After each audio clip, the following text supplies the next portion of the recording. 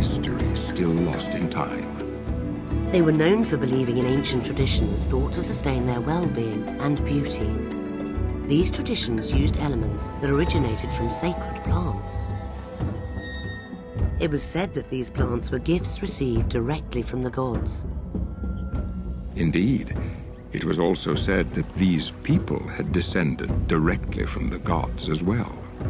Whatever their origins, some 2,000 years before Columbus discovered a new world far across the Atlantic Ocean, these explorers would set off towards the east, into the currents of the more daunting Pacific, a people in search of destiny.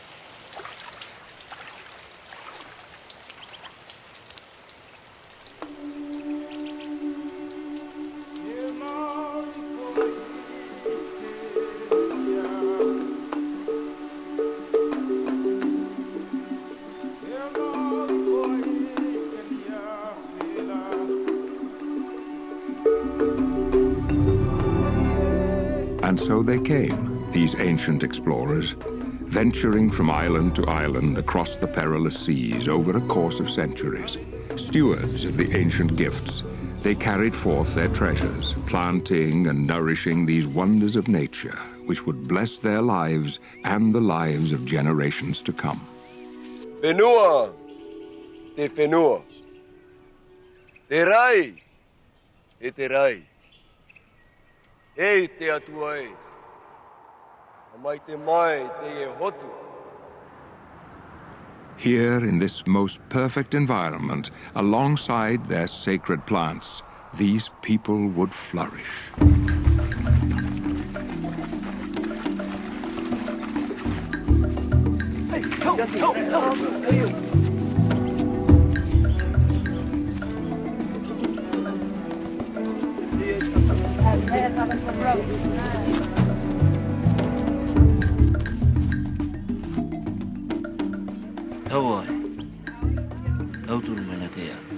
Tiun, hape ben, harat imi tunono e arot umai te pin.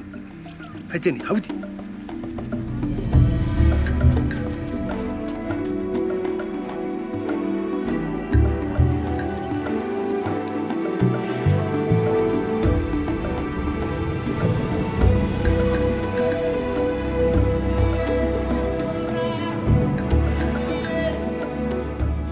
Most prized and revered among the sacred plants received from the ancients was a peculiar fruit-bearing tree, referred to as noni. Not a simple food staple, as were many of the plants born here by the early settlers, the precious noni was the basis of honoured Polynesian traditions stemming from before recorded time, which held that noni could be used to maintain health and help restore a man's energy and vitality.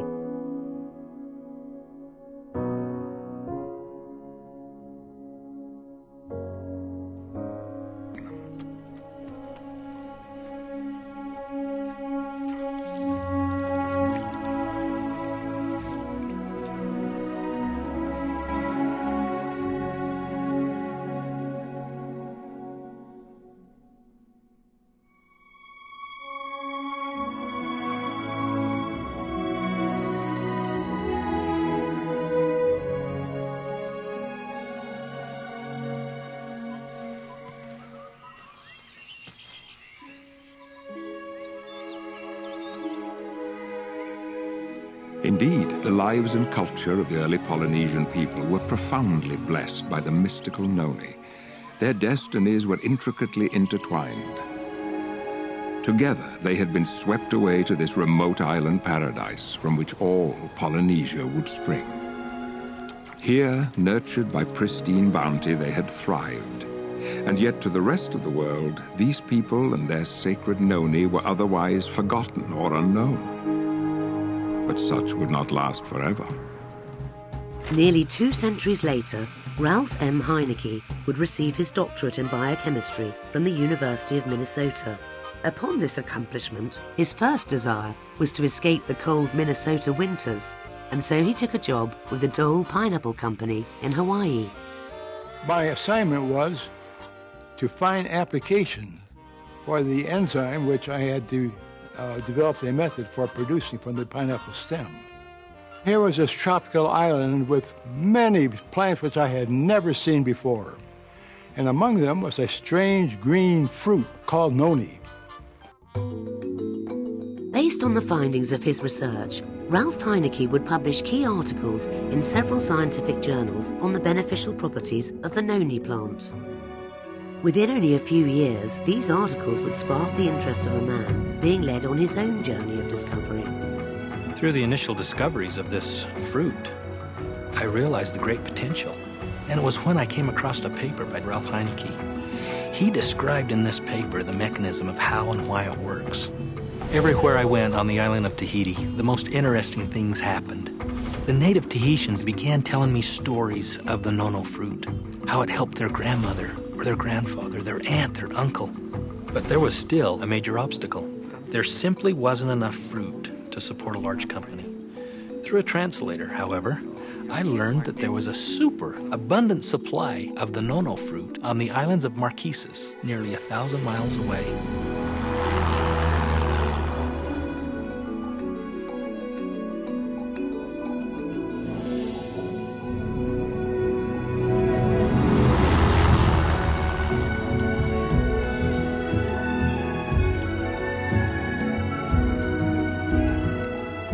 In the afternoon, we stopped at the edge of the road to rest our legs. In the sky was large, white, billowing clouds. My eyes were drawn to that sight, so I walked across the road, and there was a large ravine below.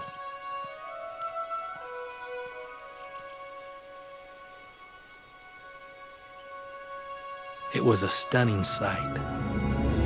The valley was just full of this fruit. Immediately, I knew that we had all the fruit we needed. It wasn't a secret, but yet the world didn't know about it. The next thing was to find the right partners. I knew if we could find the right partners, nothing could stop us. Soon after rediscovering the secret of the noni, John Wadsworth was joined by Stephen Story, Kerry Acey, Kim Acey, and Kelly Olson. The gift of noni had been handed to a new generation and to a new set of stewards. From across the wide Pacific and into the Rocky Mountains of Utah, what would become of this precious gift? What would these new stewards, a company called Tahitian Noni International, do with this awesome responsibility? We are heirs. We have become part of this story.